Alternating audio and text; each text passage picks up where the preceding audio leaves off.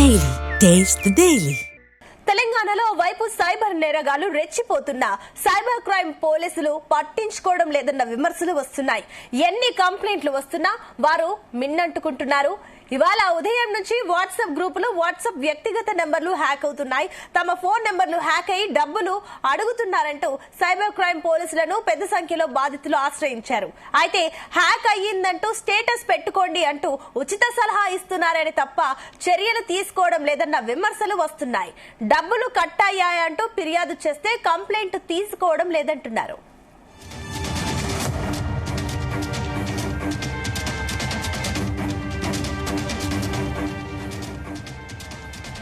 ఇదే అంశానికి సంబంధించి మరిన్ని డీటెయిల్స్ మా క్రైమ్ బ్యూరో చీఫ్ రవితేజ అందిస్తారు. రవితేజ, అటు సైబర్ నేరగాలు రెచ్చిపోతున్నా కూడా అటు సైబర్ క్రైమ్ అధికారులు మాత్రం పట్టించుకోని పరిస్థితి కనిపిస్తుంది. ఏంటి దీనికి సంబంధించిన డీటెయిల్స్? హైదరాబాద్ లో ఈరోజు చాలా మంది ప్రముఖులవి, వ్యాపారవేత్తలవి, సినిమా వారివి, రాజకీయ నాయకుల యొక్క వ్యక్తిగత వాట్సాప్ నెంబర్లు కూడా హ్యాకింగ్ కి గురవుతా ఉన్నాయి. వీళ్ళందరూ కూడా ఇమీడియట్ గా హైదరాబాద్ సైబర్ క్రైమ్ పోలీసులను అప్రోచ్ అవుతున్నట్టుగా తెలుస్తోంది. డిప్యూటీ సీఎం మెయింటైన్ చేస్తున్నటువంటి గ్రూప్ తో సహా అన్ని శాఖలకు చెందినటువంటి మంత్రులవి, ఎమ్మెల్యేలవి, రాజకీయ నాయకుల మొబైల్స్ అన్నిటి కూడా హ్యాక్ అవ్వడంతో అందరూ వరుసగా హైదరాబాద్ సైబర్ క్రైమ్ పోలీసులో అప్రోచ్ అవుతూ తమ ఫోన్ హ్యాక్ కి గురవుతా ఉన్నాయి. దీనిపైన చర్యలు తీసుకోండి, దీనిపైన ఇమీడియట్ గా యాక్షన్ తీసుకోకపోతే ఇంకొంతమంది నమ్మి డబ్బులు ట్రాన్స్ఫర్ చేసేటువంటి అవకాశం ఉంది అంటూ కూడా ప్రాధేయపడుతూ వీరందరూ ఫిర్యాదు చేయడానికి వెళ్తే సైబర్ క్రైమ్ పోలీసులు మాత్రం తమకు పట్టనన్నట్టుగా ఉచిత సలహాలు ఇస్తూ మీరు అకౌంట్ హ్యాక్ గురైనట్టుగా వాట్సాప్ స్టేటస్ పెట్టుకోండి, మీ ఫ్రెండ్స్ కి మెసేజ్ పెట్టండి, సోషల్ మీడియా ప్లాట్ఫామ్స్ తో ఇది ప్రచారం చేసుకోండి, ఇంకొంత డబ్బులు పోకుండా అరికట్టేయవలసిన అవసరం ఉంటుంది అంటూ కూడా పోలీసులు ఈ ఉచిత సలహా ఇస్తూ కనీసం బాధితులు ఇచ్చేటువంటి ఫిర్యాదులను సైతం స్వీకరించకుండా ఇది తమ పరిధిలోకి రాదు, డబ్బులు పోగొట్టుకున్నటువంటి వ్యక్తులు మాత్రమే కంప్లైంట్ ఇవ్వాలి, మీ పేరు పైన డబ్బులు అడిగితే జాగ్రత్తగా ఉండాలి, అలర్ట్గా ఉండాలి తప్ప మేము మీ ఫిర్యాదులు తీసుకోలేమంటూ కూడా తిరిగి వారందరినీ కూడా వెనక్కి పంపిస్తున్నట్టుగా తెలుస్తోంది. సైబర్ హ్యాకింగ్ కి గురయ్యి ఒక పక్క తీవ్ర ఆందోళన ఉండి వారి నెంబర్ నుంచి ఇతరులకు మెసేజ్లు వెళ్తూ ఇంకెవరైనా డబ్బులు చెల్లిస్తారేమో అని ముందస్తుగానే అప్రమత్తంగా సైబర్ క్రైమ్ కార్యాలయానికి వెళ్లి ముందుగా ఒక ఫిర్యాదు అందజేసేటువంటి ప్రయత్నం చేస్తున్నప్పటికీ పోలీసులు మాత్రం ఏమాత్రం పట్టించుకోకుండా తమ పని కాదు, పోయిన డబ్బులు పోయినటువంటి బాధితుల ఫిర్యాదులు మాత్రమే తీసుకుంటాము, హ్యాకింగ్ కి గురైనటువంటి వ్యక్తుల ఫోన్ నెంబర్లతో తమకు సంబంధం లేదు, వాళ్ళ ఫిర్యాదులు తీసుకోము.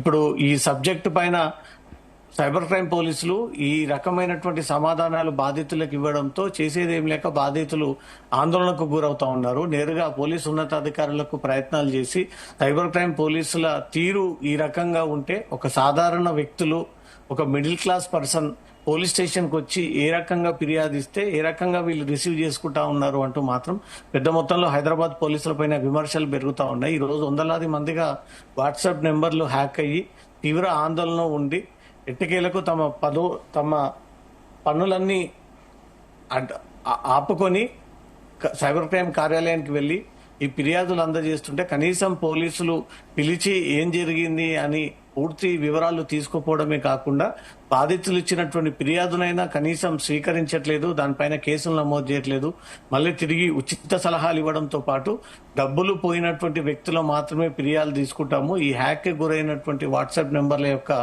కంప్లైంట్స్ మేము తీసుకోము అంటూ కూడా సైబర్ క్రైమ్ పోలీసులు ఈ విషయాన్ని కళాఖండిగా బాధితులకు తెలియజేయడంతో ఇంకాస్త ఆందోళనకు గురవుతా ఉన్నారు. ఇప్పటికే బాధితులు తమ నెంబర్ పేరుతో ఇతరులకు మెసేజ్లు పెట్టడము, ఆ వ్యక్తే అనుకుని ఇతరులంతా కూడా డబ్బులు ట్రాన్స్ఫర్ చేసి సుమారు 10-15 లక్షల వరకు కూడా ఇప్పటికే ట్రాన్స్ఫర్ చేసి ఉన్నటువంటి పరిస్థితి. ఈ సమయంలో సైబర్ క్రైమ్ పోలీసులు స్పందించకపోతే ఈ రోజు రేపు ఈ 2 రోజుల పాటు ఆ వ్యక్తి పేరుతో ఇంక ఇతరులకు మెసేజ్లతో కూడా భారీగా నష్టం జరిగేటువంటి అవకాశం ఉంటుంది. ఆ సైబర్ నేరస్తులకు ఇంకాస్త డబ్బులని ట్రాన్స్ఫర్ చేసేటువంటి అవకాశం ఉంటుంది. సైబర్ క్రైమ్ పోలీసులు తమ పోలీస్ స్టేషన్ కు వస్తున్నటువంటి బాధితుల కంప్లైంట్ తీసుకుని ఇమీడియట్ గా దానిపైన ఎఫ్ఐఆర్ నమోదు చేసి ఏ ఖాతాలో నుంచి ఏ ఖాతాలోకి డబ్బులు వెళ్ళాయి వీటన్నిటిని కూడా అకౌంట్ ని హోల్డ్ చేసి స్వీజ్ చేయాల్సినటువంటి బాధ్యత పోలీసుల పైన ఉంటుంది.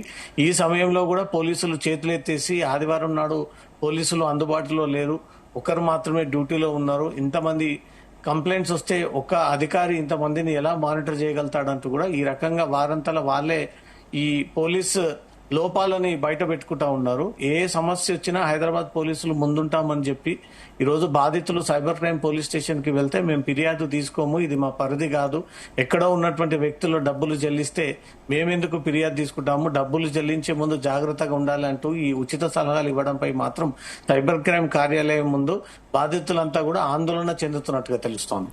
అయితే రవితేజ హ్యాకర్స్ కూడా పకడ్బందీగా ఈ ఆదివారం సెలవు దినం చూసుకొని మరి హ్యాక్ చేస్తున్నారు అనుకోవచ్చా?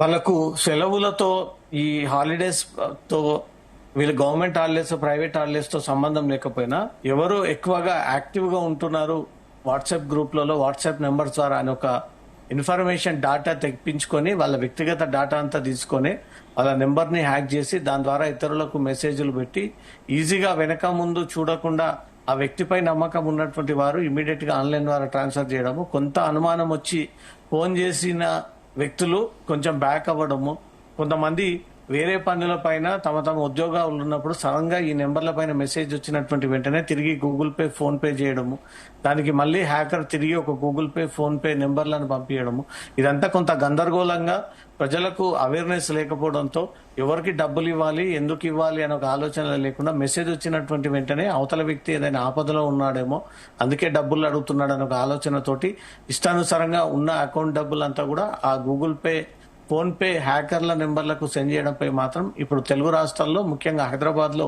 ఈ కేసుల పర్వం పెరుగుతా ఉంది.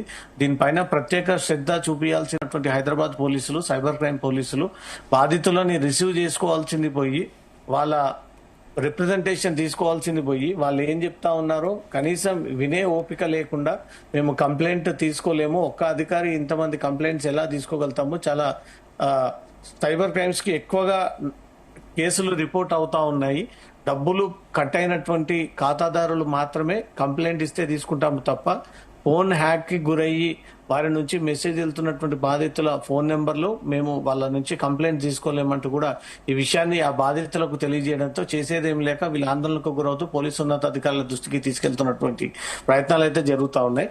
సైబర్ క్రైమ్ పోలీసుల్లో కొంత మార్పు వచ్చి బాధితులు పోలీస్ స్టేషన్ చేరుకున్న తర్వాత వాళ్ళు రిసీవ్ చేసుకునేటువంటి విధానం, బాధితులు చెప్పేటువంటి ఆ వర్షన్ అంతా కూడా వాళ్ళు టేక్ ఓవర్ చేసి వాళ్ళు చెప్పేదంతా కూడా విని ఒక రిప్రజెంటేషన్ రూపంలో ఒక ఫిర్యాదు రూపంలో ఫిర్యాదు స్వీకరించి ఆ నెంబర్ ఎక్కడి నుంచి హ్యాక్ అయింది, ఇంతవరకు ఎంత డబ్బులు ట్రాన్స్ఫర్ అయ్యాయి, అవన్నీ కూడా అకౌంట్స్ హోల్డ్ చేయాల్సినటువంటి బాధ్యత. కానీ అవి ఏది కూడా సైబర్ క్రైమ్ కార్యాలయంలో జరగట్లేదంటూ మాత్రం బాధితులు లబోదిబోమంటూ ఉన్నతాధికారుల దృష్టికి ఈ అంశాన్ని తీసుకెళ్లాల్సి వస్తుంది. సైబర్ క్రైమ్ ఈరోజు ఆదివారం దినం ఎవరు కూడా పోలీసులు అందుబాటులో లేకపోవడంతో కేవలం కింది స్థాయి సిబ్బంది మాత్రమే దీన్ని కంట్రోల్ చేసి మేనేజ్ చేసేటువంటి ప్రయత్నం చేస్తా ఉన్నారు. కానీ ఉప ముఖ్యమంత్రి, మంత్రులు, ఎమ్మెల్యేలవి, ప్రజాప్రతినిధులవి, ప్రముఖులవి, సినీ సెలబ్రిటీస్వి, సాధారణ ప్రజలవి, మీడియా హౌసెస్, జర్నలిస్టులవి కూడా ఈ ఫోన్ హ్యాకింగ్ కి గురవుతా ఉన్నాయి. కాబట్టి ఈ అన్నిటికీ సమాధానం చెప్పలేక చిరాకు మూడ్లో ఉన్నటువంటి సైబర్ క్రైమ్ పోలీసులు ఇచ్చినటువంటి కంప్లైంట్స్ ని మాత్రం తిరిగి వెనక్కి పంపిస్తున్నట్టుగా మాత్రం సమాచారం అందుతోంది. అయితే ఇప్పుడు రవితేజ మరోపక్క ఆల్రెడీ చాలా మంది కూడా డబ్బులు కోల్పోయిన పరిస్థితి ఉంది కాబట్టి వారికి సంబంధించి మళ్ళీ డబ్బులు వచ్చే అవకాశం ఉందా? ఏదైతే వాళ్ళు వేశారో వాళ్ళకి సంబంధించి మళ్ళీ డబ్బులు రిటర్న్ అయ్యే ఛాన్సెస్ ఉన్నాయా? దానికి సంబంధించి ఫోన్ పే కానీ గూగుల్ పే నుంచి కస్టమర్ సపోర్ట్ ఏమైనా కాంటాక్ట్ చేసినప్పుడు వాళ్ళు ఏమైనా చెప్తున్నారా?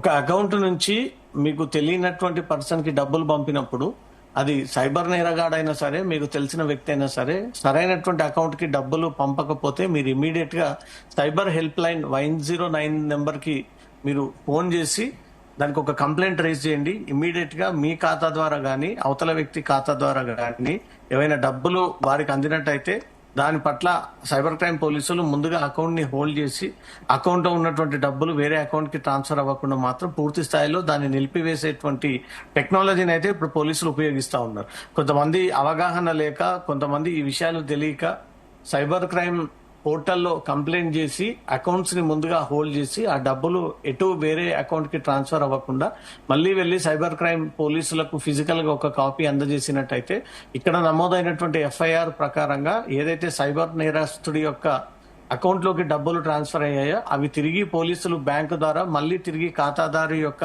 అకౌంట్ లోకి జమ చేసే విధంగా చాలా రోజులుగా ఈ ప్రయత్నాలు జరుగుతూ ఉన్నాయి. వీటన్నిటిపైన పబ్లిక్ కి కొంత అవేర్నెస్ ఉంటే ఈజీగా ఈ సైబర్ హ్యాకింగ్ కి గురైనటువంటి వ్యక్తులని వాళ్ళు అప్రమత్తంగా ఉన్నట్టయితే ఆ డబ్బులు పంపించకపోవడం ఒకటి, ఒకవేళ అనుకోకుండా పంపించిన ఈ టోల్ ఫ్రీ నెంబర్ ద్వారా ఫోన్ చేసి సైబర్ క్రైమ్ పోర్టల్లో కంప్లైంట్ లాగిన్ చేసినట్టయితే మీ అకౌంట్ ద్వారా కట్ అయినటువంటి డబ్బులు అది బ్యాంక్ ఖాతాల ద్వారా నుంచి ఆ సైబర్ నేరస్తుడి యొక్క అకౌంట్ సీజ్ అయ్యి తిరిగి మీ ఖాతాలోకి వచ్చేటువంటి అవకాశం ఉంటుంది. ఇప్పుడు అనుకోకుండా జరిగినటువంటి ఈ పరిణామంలో ప్రజలందరూ కూడా అప్రమత్తంగా ఉండి ప్రజలందరూ కూడా ఈ సైబర్ నిపుణులు సూచిస్తున్న విధంగా సైబర్ హెల్ప్ లైన్ ఒకటి ఇమీడియట్ గా మీరు అప్రోచ్ అయ్యి దాని ద్వారా ఉన్నటువంటి నెంబర్ ని మీరు అప్రోచ్ అయ్యి దాంట్లో కంప్లైంట్ ఇచ్చినట్టయితే 1930 సైబర్ నెంబర్ ని అప్రోచ్ అయ్యి దానికి ఫిర్యాదులు అందజేస్తే మీ అకౌంట్స్ అన్ని కూడా ఫ్రీజ్ అయ్యి అకౌంట్ లో ఉన్న డబ్బులు వేరే వ్యక్తులకు పోకుండా మాత్రం అలా హోల్డ్ చేసి ఉంటారు. ఆ తర్వాత మీరు ఫిర్యాదు అందజేస్తే పోలీసుల నుంచి రిక్వెస్ట్ ప్రకారంగా బ్యాంక్ నుంచి మళ్ళీ మీ అకౌంట్ లోకి చేరేటువంటి అవకాశం ఉంటాయంటూ మాత్రం సూచిస్తా ఉన్నారు. ఒకే రోజు ఇంతమంది భారీ ఎత్తున ముఖ్యమంత్రులవి, ఉప ముఖ్యమంత్రులవి, మంత్రులవి, ప్రజాప్రతినిధులవి, సెలబ్రిటీల యొక్క మొబైల్స్ హ్యాక్ అవ్వడం మాత్రం అందరినీ ఆశ్చర్యానికి గురి చేస్తూ ఉంది. చేతిలో ఉన్నటువంటి మొబైల్ టెక్నాలజీని ఉపయోగిస్తున్నటువంటి వారు పూర్తిగా సైబర్ నేరగాలకు దగ్గరగా చేరుకుంటా ఉన్నారు. సైబర్ నేరగాల వలలో పడి డబ్బులు పోగొట్టుకోకండి అంటూ మాత్రం సందేశాలు ఇస్తా ఉన్నారు. ఇప్పటికైనా సైబర్ క్రైమ్ పోలీసులు బాధితులు వచ్చినటువంటి ఫిర్యాదును వెంటనే స్వీకరించి వాళ్ళ పేరుతో వెళ్ళినటువంటి మెసేజ్లు ఎవరైతే డబ్బులు పంపారో వాళ్ళందరూ కూడా న్యాయం చేసి తిరిగి డబ్బులు రికవరీ చేసి ముందుగా ఫిర్యాదు తీసుకొని వారిపైన చర్యలు తీసుకోండి అంటూ మాత్రం సైబర్ క్రైమ్ పోలీసులను అయితే స్థానికులు వేడుకుంటా ఉన్నారు. Right, thank you Raviteja.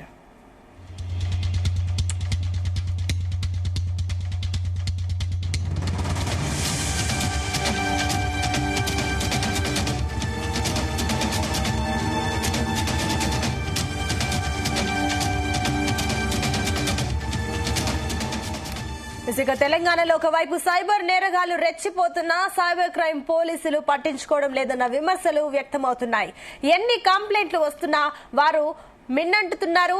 ఇవాళ ఉదయం నుంచి వాట్సాప్ గ్రూపులు, వాట్సాప్ వ్యక్తిగత నెంబర్లు హ్యాక్ అవుతున్నాయి.